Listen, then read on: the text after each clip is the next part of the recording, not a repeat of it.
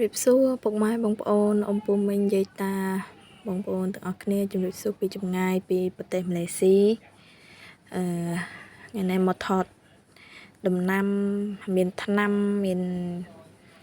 បន្លែផ្សេងអញ្ចឹងណាបងប្អូនហើយនេះតឡាចផ្លែតឡាចเป็นតឡាចពូជតឡាចចិនណាបងប្អូនតឡាចទាំងធំហើយយាយខ្ញុំគាត់ថាផ្លែល្ពៅហើយខ្ញុំប្រថាតឡាចហើយគាត់ថាខ្ញុំអត់មើលអត់ដឹងតឡាចអត់ដឹងល្ពៅហើយខ្ញុំអ្នកថតហើយខ្ញុំអត់ដឹងថាតឡាចល្ពៅបងប្អូនហើយនេះថ្នាំបងប្អូនថ្នាំហូបជំងឺមហារីកក៏ហូបបានដែរបងប្អូនហើយថ្ងៃមុនទៅផ្សារអេអនឃើញគេលក់មកកញ្ចប់ហ្នឹង74,000រៀលបងប្អូនគេមានលក់នៅផ្សារអេអនដែរអញ្ចឹងណាបងប្អូនហើយថ្ងៃហ្នឹងមកថតថ្នាំនេះឯងឲ្យក្មេងខ្ញុំមានច្រើនដាំមកស្លឹកគ្រៃគល់គ្រៃឬវាហ្នឹងក៏ថ្នាំដែរបងប្អូនហើយក៏ដាំច្រើនហើយនេះនៅចិត្តផ្ទះខ្ញុំនៅសម្បូរទៅដោយភ្នំហ្មងជិះតែប្រហែលនាទីដល់ហើយបងប្អូនដល់ជើងភ្នំហើយមានទឹកជ្រោះមានអីទៀតបងប្អូនទឹកហូរមកពីលើភ្នំហើយមកមើលថ្នាំវិញបងប្អូនថ្នាំនេះខ្ញុំមិនដឹងហៅឈ្មោះអីបងប្អូនតែដឹងថាបងប្អូនស្គាល់គាត់ស្គាល់ហើយបងប្អូនអានេះថ្នាំម៉ែក្មេងខ្ញុំចំណាំយកឆាហូបបងប្អូនឆាហើយចៀនពងហើយមួយទៀតគាត់យកស្ងោរស៊ុបមួយសាច់មាន់អីចឹងណាបងប្អូនដាក់ត្រីក្រៀមហើយនេះគាត់ថ្នាំដែរបងប្អូនខ្ញុំមិនដឹងថាហៅឈ្មោះអីខ្ញុំខ្មែរខ្ញុំមិនអត់ដឹងហៅឈ្មោះអីបងប្អូនខ្មែរហើយខ្ញុំសួរមួយអូក្មេងខ្ញុំមិនសូវចេះនិយាយមួយគាត់ទេខ្ញុំនិយាយភាសាម៉ាឡេចិនអត់ចេះទេបងប្អូនណាហើយនេះអាហ្នឹងគេយកដាំទឹកផឹកទឹកវាពណ៌ក្រហមបើដាក់ដាំណាហើយស្ងោរស៊ុបក៏បានដែរស្ងោរមួយស៊ុបសាច់មាន់អីចឹងណាសាច់មាន់ឆ្អឹងជ្រូកចឹងណាបងប្អូនកុំច្រឡំថាស្មៅ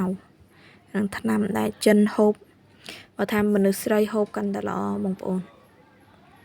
ហើយនៅខ្មែរយើងក៏មានដែរខ្ញុំធ្លាប់ឃើញណាបងប្អូនហើយនេះវិញពុកមាត់ឆ្មាបងប្អូន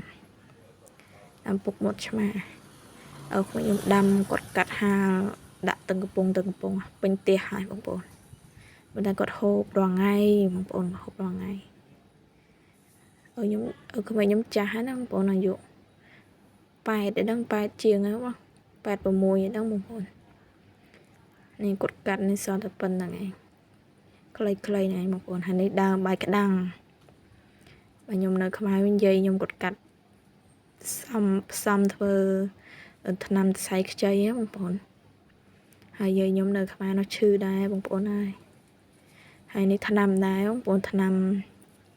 នេះខ្ញុំធ្លាប់ឃើញយាយខ្ញុំគាត់ផ្សំធ្វើថ្នាំសរសៃខ្ចីដែរបងប្អូន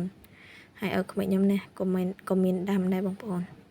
អានេះវាលាស់មកខ្ចីថ្មីចឹងណាគាត់កាត់ហាលអស់ខ្លះហើយហ្នឹងបងប្អូនដើមចាស់គាត់កាត់ហាលអស់ហើយអានេះទំតាលាស់មកថ្មីពណ៌រៀងខ្ចីណាបងប្អូនអានេះថ្នាំដែរបងប្អូននេះក្មេងខ្ញុំកាត់ស្លឹកវាយកហាលហើយនៅខ្មែរលើគេថាដើមហ្នឹង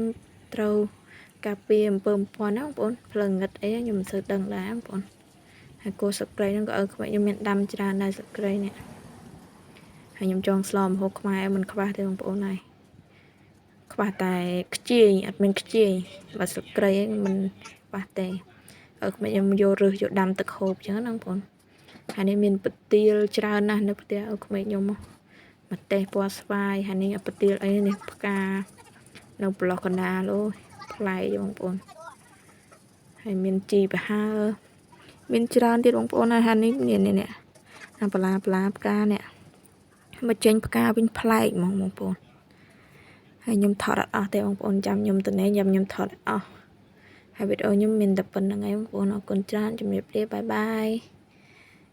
ចាំជួបគ្នានៅវីដេអូក្រោយបើ